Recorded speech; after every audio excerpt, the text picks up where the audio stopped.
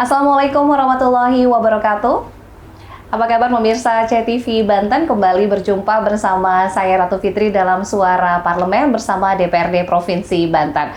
Dan pemirsa, Suara Parlemen kali ini akan berbincang dengan sosok perempuan yang juga aktivis perempuan di bidang politik dan juga sudah menjabat selama 3 periode menjadi anggota DPRD Provinsi Banten, di mana syarat akan pengalaman pada bidang parlemen. Inilah Ibu Hajah Encop Sofia. Langsung kita sapa. Assalamualaikum warahmatullahi wabarakatuh. Waalaikumsalam warahmatullahi wabarakatuh. Apa kabar Ibu? Alhamdulillah sehat. Alhamdulillah sehat. Terima kasih, baru selesai paripurna. Iya betul. Langsung ditodong untuk wawancara ataupun juga dialog kali ini ya Bu ya.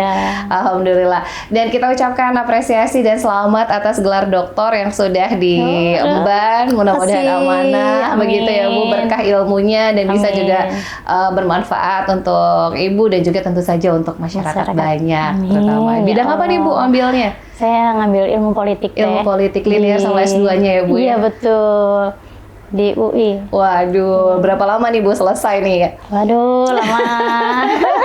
lama Tapi lega ya Bu ya? Alhamdulillah. Lega. Artinya di sela kesibukan menjabat di Dewan, kemudian juga harus melanjutkan kuliah, menyelesaikan program S3, tapi tetap juga harus seimbang di rumah begitu ya, keluarga juga artinya tidak sampai keteteran. Gimana bagi waktunya nih Bu Encop? Ya, alhamdulillah bisa berbagi waktu. Pertama karena keluarga saya, anak, suami saat itu ya kita sudah biasa kerja itu saling menguatkan. Kadang-kadang waktunya kapan di depan, kapan di belakang, kapan di samping gitu ya. Termasuk juga masalah urusan domestik. Samping juga kan ada juga yang bantuin gitu, ada yang bantuin. Saya beruntung juga punya keluarga yang sangat mengerti. Anak saya, suami saya tidak terlalu banyak nuntut kalau masakan itu mesti dipegang oleh mamahnya. Walaupun sekali-kali malah kami juga masak bareng-bareng ya, bareng-bareng. Kadang suami yang masak, kita yang cantik-cantik. menikmati waktu libur gitu ya Bu ya. Atau saya yang masak, dibantu. Nah, anak saya mah paling tugasnya membantu, mamahnya masak bantu, papanya masak bantu. Quality time bersama keluarga. Quality time ya, bagian dari quality waktu time bersama ya Bu ya. Artinya bisa keseluruhan ini bisa berjalan bersama tanpa harus meninggalkan ataupun juga mengenyampingkan hal-hal yang penting begitu ya Bu ya. Artinya ini bisa menjadi inspirasi juga untuk kita semua bahwa perempuan juga harus berdaya, harus mengejar karir tanpa meninggalkan kodratnya sebagai ibu dan juga perempuan begitu ya Bu. Iya, betul. Wah, ini luar biasa, ini bisa terinspirasi, artinya bisa kok diseimbangkan begitu ya Bu ya? Iya, bisa. Tapi zaman sekarang kayaknya keluarga itu sudah seimbang Kak. Betul. Tidak kalau zaman dulu gitu kan, sudah berkembang, berbeda. Betul. Sekarang tuh support juga ya, dukungan. Saling support. Alhamdulillah, jadi ada kesetaraan juga. Artinya perempuan punya peluang dan potensi yang sama. Bagaimana tinggal memanfaatkan aja. Kalau Bu Encop sendiri melihat seperti apa sih perempuan-perempuan saat ini, apakah juga sudah melek politik, kemudian juga berkarya dan juga berdaya begitu Bu Encop? Kalau dilihat dari standar yang lalu di Banten ini terus mengalami peningkatan. Peningkatan bahwa perempuan itu sudah melek politik, sudah melek keilmuan, studi juga gitu ya, sudah berdaya. Tetapi sebagai seorang yang punya idealisme lebih tinggi ya, belum juga perempuan ini belum juga seluruhnya berdaya, sehingga masih tetap dibutuhkan bagaimana peningkatan dan pemberdayaan perempuan, terutama bagi mereka-mereka yang aksesnya sedikit, pergaulannya tidak banyak gitu, sehingga tetap sosialisasi, perjuangan peningkatan pemberdayaan perempuan itu tetap harus masih terus dibutuhkan gitu. Karena tadi ya ada keterbatasan yang bisa diambil oleh perempuan, namun tadi kesempatan ini tetap ada, tapi bagaimana untuk bisa memanfaatkan peluang yang ada begitu tadi ya. Ada. Dan dapat informasi gitu. Mereka perempuan-perempuan ini dapat informasi bahwa itu ada peluang gitu. Betul, masih agak kurang begitu ya. Iya. Artinya kalau memang sudah terbuka kesempatan-kesempatan tadi, kemudian juga informasinya sampai begitu ya Bu dengan masif, artinya keterwakilan perempuan bukan hanya di DPRD yang cukup begitu, tapi juga keterwakilan dalam bidang lainnya ya Bu. Iya, betul. Kalau di Dewan sendiri keterwakilan perempuannya seperti apa Bu? Masih sedikit. Belum nyampe 30 ya Bu? Belum sampai. Belum nyampe ya? Waktu kita kursinya 85, kita mendapat 16. 16 jadi kursi. Berapa ya? 20 kali ya. Iya. Itu saya matematiknya kurang begitu. Sekarang sudah 100, ada berapa sekarang nih Bu? 100 itu ada berapa ya?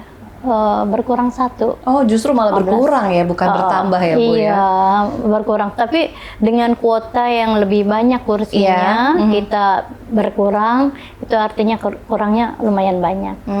Kurangnya jadi akhirnya lumayan banyak. Perempuannya masih kurang. Iya, ini gara-gara perempuan potensialnya nggak pada mau masuk jadi dewan, mau di yang lain-lain, ayo nanti bisa regenerasi juga ya Bu ya, ditambah lagi. Artinya pendidikan politik untuk perempuan ini juga penting ya Bu? Oh, sangat penting sekali, karena segala sesuatu itu sebenarnya memerlukan kebijakan yang adil gitu ya. Nah, kebijakan yang adil ini bukan saja di tempat yang formal-formal, tapi di rumah, ya di informal gitu.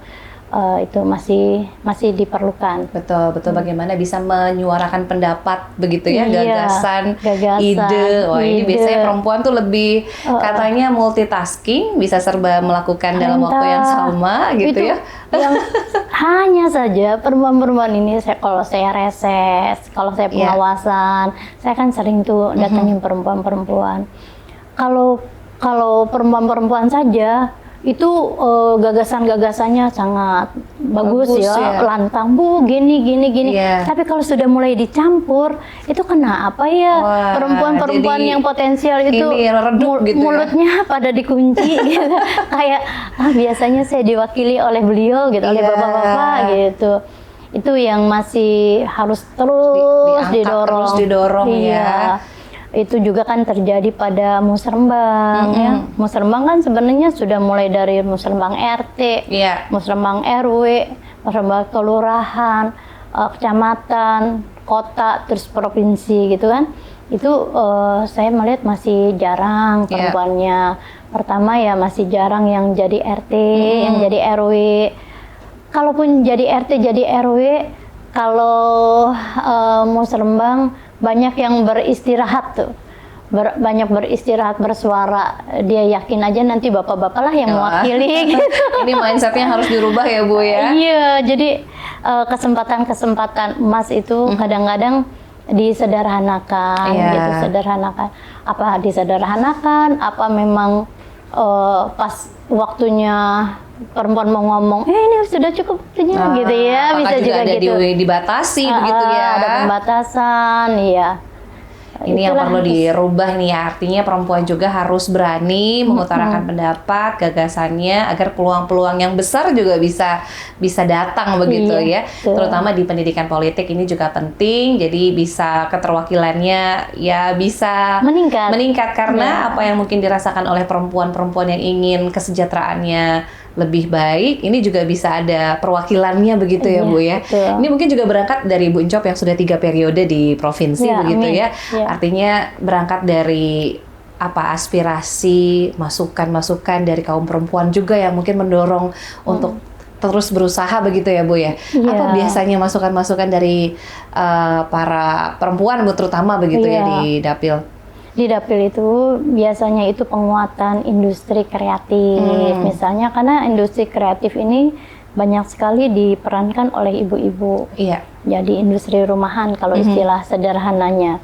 Kalau yang dikenal umum mungkin UMKM gitu. Kalau industri kreatif ini maknanya luas lah, maknanya luas. Selain industri makanan, minuman, itu juga industri fashion, tukang jahit, banyak juga tukang jahit perempuan ya, itu perlu juga diberdayakan. Kemudian juga seni budaya itu bagian dari industri kreatif, termasuk keahlian menggunakan handphone, digitalisasi, konten kreator, iya, itu masih membutuhkan pemberdayaan untuk perempuan. Kenapa konten kreator itu penting untuk perempuan? Karena perempuan ini tahapannya memang sudah ada kemajuan, tapi tahapannya masih sedikit ada keterbatasan, sehingga misalnya dengan media, dia masih terbatas loh. Perempuan-perempuan yang mendapatkan akses media itu juga tidak banyak. Betul. Sehingga kalau dia ngerti konten kreator, dia tidak menjadi sebagai objek ketika dia megang handphone gitu ya. Bukan hanya alat komunikasi tetapi dia bisa mengembangkan dengan bisnis digital. Terus dia juga bisa mengembangkan branding dirinya, tidak tergantung pada pihak lain gitu. Kalau tergantung pada pihak lain kan persoalannya kadang-kadang butuh anggaran atau butuh akses, karena yang diberi akses kan tidak setiap orang dari banyak orang ini kan. Nah, kalau dia sendiri juga mampu berjuang dengan tangannya gitu kan, itu lebih bisa mengoptimalkan diri. Betul, dan juga bisa membantu dari segi ekonomi keluarga begitu ya. Nambah-nambah uang jajan, uang dapur. Jadi lebih berdaya lagi. Jadi walaupun misalnya tadi kan industri ekonomi kreatif ini kan juga lagi marak ya Bu ya, ekonomi kreatif dari rumah begitu dengan handphone modalnya, entah itu berjualan makanan misalnya ya Bu ya, atau misalnya yang lain-lain nih dari konten-konten lainnya ini bisa bernilai ekonomi begitu ya Bu ya. Bahkan katanya katanya saya bukan pelaku. Di TikTok itu orang cuma makan aja di TikTok live gitu ya Bu ya. Itu katanya menghasilkan uang. Betul. Terus ada yang orang yang bengong. Ini cuma bengong aja seharian gitu, nggak ngomong, nggak apa, cuma matanya aja ke kiri, ke kanan. Itu juga dapat sih. Apalagi punya kreativitas yang mungkin unik dan lain sebagainya. Gitu. Itu malah justru ada nilai manfaatnya juga ya Bu ya. Nah, itu bagaimana bisa lebih dikembangkan lagi. Wah, luar biasa nih, ternyata banyak inspirasinya begitu ya. Bagaimana perempuan bisa berdaya, kemudian juga bisa tadi menambah uang jajan istilahnya ya, ekonomi di keluarga juga bisa meningkat. Nah, Bu Encop ini di Komisi 3 ya Bu ya? Komisi 3, dan tentu saja ini membidangi, kalau Komisi 3 mitranya lebih kemana Bu? Keuangan pendapatan ya Bu pendapatan daerah. Jadi kan kita nih kayak bendaharanya lah di DPRD, memikirkan untuk pelayanan masyarakat itu penghasilannya bagaimana gitu. Ya tentu saja kan kita kan dari pajak ya, distribusi daerah. Nah, pajak dan distribusi daerah ini memang dipungut dari masyarakat, baik itu masyarakat secara luas maupun masyarakat dunia usaha ya. Kalau yang secara luas ya mungkin dari inilah pajak kendaraan bermotor, balik nama, segala macam gitu kan. Nah, kalau yang lain-lainnya pajak yang lain-lainnya ya kayak pengusaha-pengusaha. Itu pengusaha-pengusaha itu salah satu pajaknya itu pajak air tanah, air tanah, terus pajak barang-barang besar itu pajak barang-barang besar, barang-barang besar, alat-alat besar itu juga masuk pajak. Pajak ini uangnya dikumpulkan untuk pelayanan pada masyarakat. Betul. Misalnya bagaimana kita mensupport visi misi dari gubernur kita ya Pak Andra Soni dengan Jalan Bang Andra, Betul, itu betul. Jalan Desa Sejahtera, gitu kan. Kemudian pendidikan gratis untuk SMA, baik itu yang negeri maupun yang swasta. Dan penguatan, tentu saja penguatan UMKM, industri kreatif, dan pelayanan-pelayanan lain-lainnya pada masyarakat. Itu di mana ininya? Ya dari pajak itu, dari pendapatan tadi. Dari pendapatan itu baru dirincikan untuk keperuntukannya untuk memberikan pelayanan pada masyarakat. Jadi diolah dari masyarakat, dipungut dari masyarakat, kemudian diolah dan dikembalikan lagi dalam bentuk pelayanan dan juga pembangunan begitu pelayanan dan pembangunan. Karena memang sifatnya pajak ini mengikat wajib begitu ya Bu ya. Karena tadi akan dikembalikan lagi dalam bentuk pelayanan pembangunannya tadi.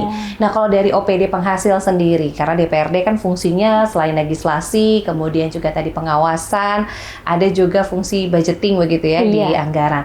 Seperti apa namanya dorongan dari mitra kerja dalam hal ini OPD penghasil begitu ya dari segi pengawasannya sendiri akan optimalisasi pendapatan pajaknya Bu? Pertama kita itu teman-teman Komisi 3 ya. Itu bersama-sama dengan Bapenda melakukan sosialisasi, jadi jemput bola di masyarakat.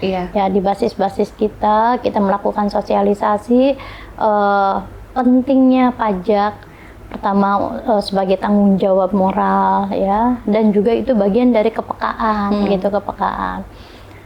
Selain itu kita juga mendatangi perusahaan-perusahaan besar. Saat kita mendatangi perusahaan-perusahaan multinasional, memang izinnya sih ada di pusat, tapi karena dia ada di wilayah Banten, kita juga tetap menyapa dan melakukan mitra ya. Karena biasanya yang menggunakan alat-alat besar itu perusahaan-perusahaan multinasional. Nah, bersamaan dengan itu kita juga ajak Bapenda juga untuk bersama-sama, yuk kita sama-sama melihat potensi yang kita miliki gitu. Selain potensi secara umum UMKM yang besar ya, cukup besar, ini juga potensi pajak yang ini bisa memberikan pelayanan pada masyarakat. Memang ada beberapa catatan, misalnya perusahaan-perusahaan multinasional itu sering sekali alat-alat beratnya itu dia sewa, dan sewanya itu biasanya di Jakarta, sehingga pajaknya di sana. Nggak masuk ke Banten begitu ya Bu ya. Nah, dalam kesempatan ini saya mengajak para pengusaha di Banten itu juga untuk melakukan terobosan-terobosan, apakah itu sewa alat-alat besar sehingga pajaknya bisa bergulir di Banten. Nah, karena kalau kita misalnya mendorong ini dong sewanya jangan di luar kota gitu. Itu kalau kita sendiri secara infrastruktur tidak memiliki itu, nggak bisa apa-apa juga. Tapi kalau banyak pengusaha-pengusaha juga di Banten misalnya dia bisa menawarkan itu kan ada ininya, ada solusinya gitu ya. Terus yang kedua, kita juga selalu memberikan masukan bagaimana perusahaan-perusahaan yang besar, yang multinasional ini dia hadir produk-produknya itu di Banten untuk menguatkan Banten gitu. Misalnya pabrik gula atau pabrik terigu gitu ya yang ada di Banten nih, salah satu contoh, terutama nih pabrik-pabrik yang maksudnya secara retail bisa dilakukan di Banten. Nah, itu ada baiknya juga produk-produk mereka dikenal di masyarakat gitu. Dengan cara apa ya? Kan perusahaan besar itu kadang-kadang mungkin tidak ngurusi retail yang terlalu kecil ya, karena mungkin kan repot, yang namanya tanda tangan itu satu kertas, tapi kalau kecil mungkin gitu kan males. Tapi saya kira ini harus ada terobosan, ada alokasi yang pemasarannya itu untuk retail yang kecil-kecil itu supaya pertama produk mereka dikenal di Banten, bisa tersosialisasi di Banten. Yang kedua ada peningkatan pendapatan bagi masyarakat dengan cara resell gitu kan, menjual kembali produk-produk yang produk-produk multinasional yang besar yang itu ada di Banten. Jadi ada efeknya. Selain CSR tentunya. Ke masyarakat langsung berdampak juga ya Bu ya, dari segi ekonominya juga bisa bertambah juga. Nah, itu tadi ya mungkin beberapa tantangan ya Bu ya yang dirasakan di Provinsi Banten terkait dengan beberapa potensi pajak yang masih belum optimal ya. Mudah-mudahan nanti bisa lebih didorong, lebih meningkatkan lagi sumber pendapatan. Karena memang unggulannya di sektor pajak ini di kendaraan tadi ya Bu ya. Pajak kendaraan bermotor, terutama motor. Betul. Motor itu masif gitu ya. Itu memang alhamdulillah kita masih di situ. Walaupun masih ada tantangannya. Tantangannya ini banyak kelas menengah beli mobilnya itu yang lebih canggih dengan cara mobil listrik. Belum kena pajak katanya. Belum ada aturannya. Belum ada aturannya ya. Iya, kalau ini jadi masif ya belum ada aturannya untuk diambil pajaknya. Untuk yang listrik, karena mungkin dari segi manfaat lingkungan sebetulnya lebih ramah lingkungan ya Bu ya kalau untuk mobil listrik. Tapi dari segi pendapatannya karena belum ada regulasinya. Itu bukan wilayah kami lagi, itu wilayah wilayah. Kalau undang-undang itu wilayah yang di sana. Betul. Nah, tapi dari sumber pendapatan yang primadona tadi ya, dari kendaraan bermotor begitu. Awal menjabat Pak Gubernur juga sudah memberikan relaksasi penghapusan denda pajak begitu ya. Jadi bayar di tahun ini saja begitu. Itu juga antusias disambut oleh masyarakat ya Bu ya. Iya. Jadi memang kemarin itu waktu Pak Gubernur membuat program pemutihan ya, pemutihan pajak, ya alhamdulillah peningkatan kita signifikan. Signifikan. Orang-orang yang tadinya pajaknya sudah bertahun-tahun tidak dibayar, terutama yang kendaraannya itu udah mulai tua gitu, dia mikir-mikir antara harus bayar pajak yang sebegitu besar dengan kendaraan dia yang mungkin kekuatannya tidak ini lagi gitu ya. Nah itu kemudian juga itu sangat menolong bagi masyarakat luas, sangat menolong, sehingga waktu kebijakan itu diambil sampai kebijakan itu diperpanjang ya, antrinya luar biasa. Nah sekarang ini di tahun ini memang salah satu kena efeknya gitu ya, kena efeknya ya banyak pajaknya itu menurun. Nah, menurun ini gimana itu ya rasionalisasinya? Saya nggak ngerti. Tapi saat ada kebijakan itu luar biasa, pendapatannya banyak. Mudah-mudahan masyarakat Banten ini jangan nunggu-nunggu ada kebijakan itu lagi gitu loh.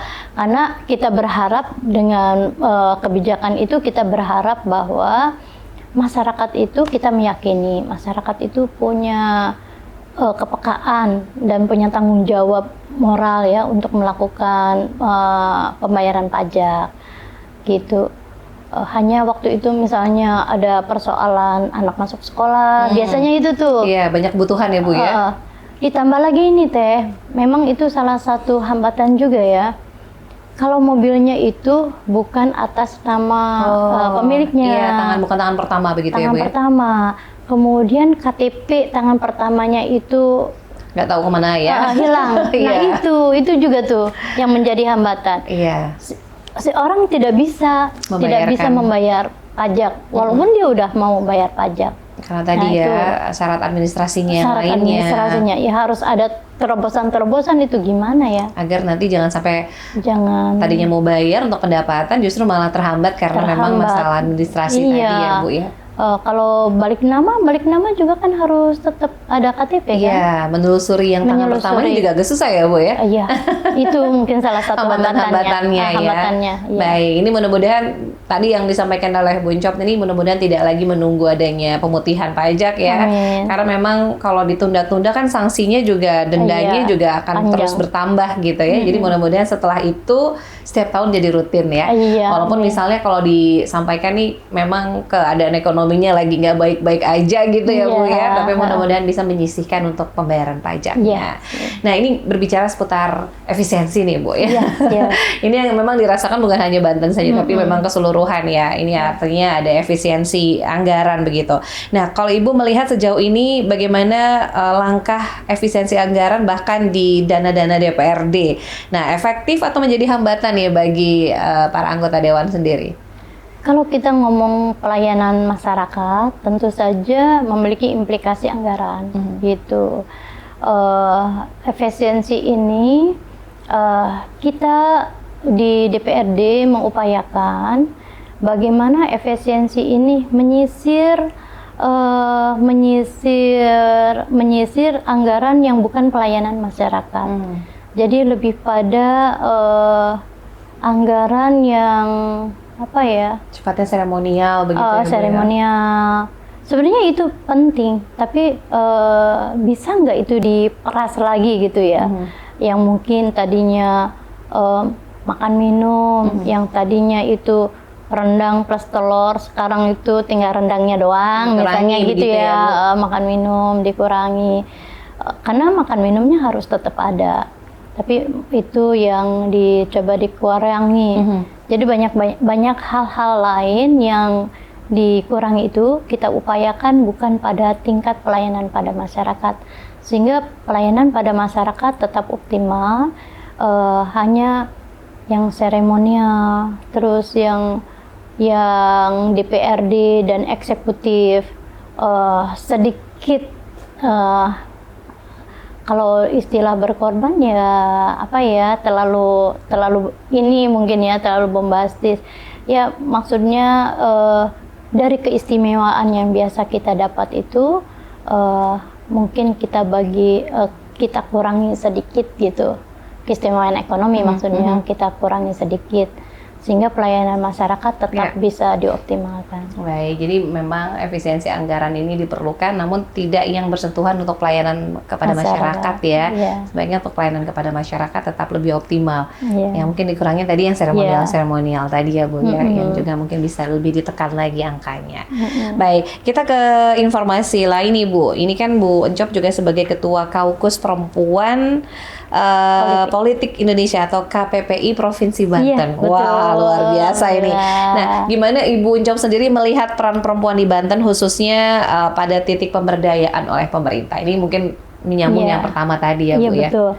Jadi Kaukus Perempuan Politik Indonesia ini memiliki visi misinya bagaimana kita memberdayakan perempuan. Utamanya itu bagaimana meningkatkan keterwakilan perempuan di parlemen. Jadi sehingga pesertanya atau pengurusnya itu adalah mereka perempuan-perempuan hebat yang yang memiliki partai politik gitu. Ada beberapa yang akademisi juga yang kita masukkan untuk menguatkan gitu. Jadi fokusnya adalah tentang bagaimana meningkatkan keterpilihan perempuan. Kita melakukan banyak refleksi, misalnya kegiatan untuk perempuan itu sudah cukup banyak dilakukan ya. Tetapi kenapa keterpilihan perempuan di parlemen itu masih saja menjadi PR? Nah itulah yang harus kita refleksikan. Kira-kira kelembagaan apa ya yang bisa ramah gitu agar keterpilihan perempuan itu bisa terjadi. Kalau ngambil gampangnya Susah juga teh. Nggak ada gampang. Nggak ada gampangnya, susah juga. Ya itulah PR kami. Jadi kami lintas partai, lintas partai melakukan kolaborasi. Kolaborasinya itu sama-sama melakukan pemberdayaan perempuan di partainya masing-masing atau lintas partai. Tapi di KPPI ini udah saling toleran. Tidak boleh jahat. Misalnya kita kan lintas partai, terus masing-masing kita itu kan bawa kader-kadernya. Nggak ada yang ini, nggak ada yang kader partai mana diambil oleh mana gitu, nggak. Iya, kita saling menghargai karena kita fokus pada bagaimana pemberdayaan perempuan di partai politik itu bisa dilakukan oleh KPPI. Jadi KPPI ini ekstra vitamin, karena di setiap partai itu kan juga melakukan pemberdayaan perempuan. Setiap partai juga punya pemberdayaan perempuan, ya, baik itu berupa divisi atau ke sayap partai, mereka juga punya program itu. Nah, kita KPPI lebih pada meningkatkan saja. Misalnya kalau di dalam partai itu kadang ada ewo pakewo, ya, ewo pakewo di internal partai itu, terutama hal-hal yang sensitif gitu, yang sensitif. Nah, di KPPI inilah kita berkolaborasi bagaimana partai, setiap partai itu juga terpapar pada isu keadilan gender. Kalau partai terpapar pada isu keadilan gender, maka perjuangannya itu lebih mudah. Itu lebih mudah. Itu sih. Nah, untuk kaum perempuannya sendiri antusias tidak, Bu, untuk dengan kegiatan yang dilakukan dari KPPI sendiri?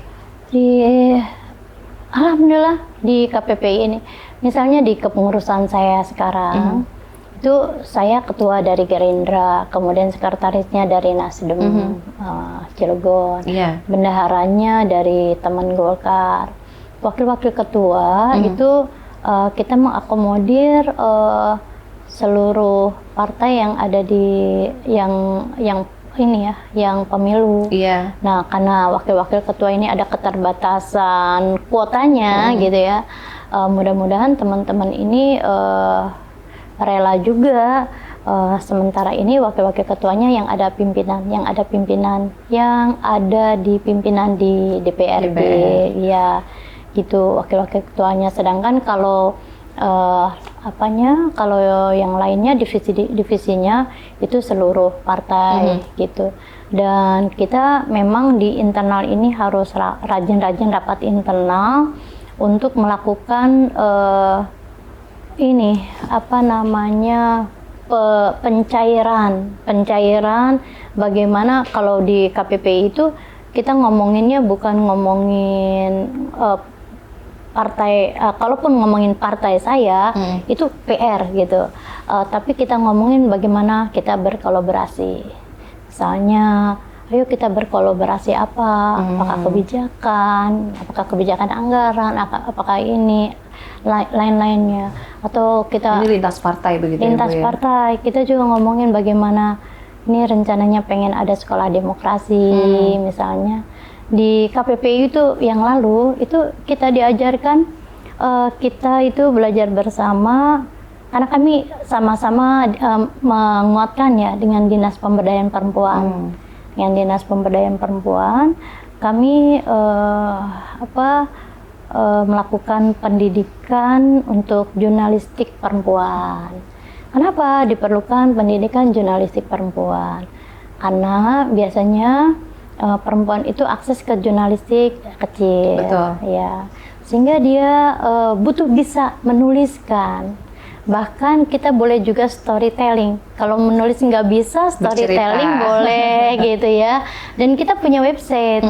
Jadi kalau misalnya tulisan teman-teman itu hasilnya tidak bisa dikirim ke media mainstream, media yang sudah besar, yang ketat dan lain sebagainya, maka di web KPPI ini kita ambilkan editor yang profesional sehingga tulisan yang macam-macam gitu ya bisa lebih rapi gitu ya, Bu. rapi gitu, apa substansinya tetap ada gitu, kan yang penting tuh substansi yang ingin dikatakannya. Itu masalah sistematika yang mungkin kurang jurnalismenya, W3H-nya misalnya 5W1H misalnya kayak gitu. Nah, itu untuk jurnalistik perempuan. Kemudian selain itu juga kita ada program public speaking. Kenapa perlu KPPI melakukan ini public speaking? Nah kan yang kita didik ini kan seluruh partai politik ya, perempuan-perempuan partai politik, kader-kader, supaya semua partainya nggak kebingungan cari kader perempuan potensial gitu. Kan ini kan kader mereka ya, kita hanya kasih ekstra pendidikan gitu, saling tolong menolong. Kita melakukan refleksi diri, misalnya Gerindra ini sudah mencapai 30% nggak ya dari jumlah yang terpilih? Belum. Kenapa? Oh, berarti saya harus berjuang maksimal, karena kebetulan saya juga ketua PIRA ya, Ketua Perempuan Indonesia Raya Provinsi Banten. Saya harus berjuang lagi nih, lebih optimal. Terus partai lain juga gitu, melakukan otokritik terhadap partai-partainya, bahkan partai yang tidak mendapatkan kursi sekalipun. Kenapa ya partai saya belum mendapatkan kursi? Nah, kita dorong bersama, kita ini bersama, sehingga nah itu programnya tadi jurnalistik, terus kemudian public speaking. Selain public speaking, kita sosialisasi tentang pentingnya pendidikan, keadilan gender ya. Terus kita kasih semangat juga bahwa perempuan-perempuan jangan inferior gitu ya. Kita bisa optimal dan meningkatkan solidaritas antar perempuan juga. Itu terus apa? Banyak kegiatannya ya, Bu. Banyak kegiatannya yang itu tentu saja disupport oleh teman-teman baik anggota dewan maupun eksekutif. Gitu. Wah, kolaborasi. Nah, ini kan artinya masih membuka peluang tidak nih bagi yang belum bergabung dengan KPPI, misalkan ada yang menyaksikan, gimana caranya nih Bu untuk bisa menjadi anggota dari KPPI sendiri? Apakah harus bergabung dulu di kader politik atau seperti apa ini? Nah, KPPI itu juga ada kegiatan-kegiatan yang itu langsung pada masyarakat. Itu misalnya tentang UMKM, industri rumahan gitu. Kan ada yang teman-teman partai, teman-teman pengurus yang melakukan, atau teman-teman pengurus dengan kolega-koleganya gitu.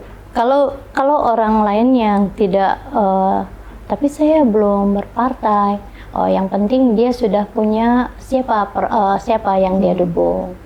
Kalau siapa yang dia dukung, kebetulan itu ada di parlemennya, dia bisa ngomong ke yang dia dukung, karena nantinya akan diurus gitu, diurus oleh mereka. Makanya bisa manfaatkan kalau memang ada peluang bisa ikut bergabung begitu ya Bu ya. Dan KPPI ini ada kabupaten kotanya. Oh, sudah ada pengurus tiap kabupaten kotanya. Iya, kabupaten kotanya itu kan dipilih juga. Oke, jadi tinggal cari yang terdekat sesuai domisili ya Bu ya. Jadi bisa berdaya lebih mengupgrade diri dan juga nambah skillnya tadi ya Bu, cukup banyak. Iya, terutama perempuan-perempuan yang memang mau di parlemen.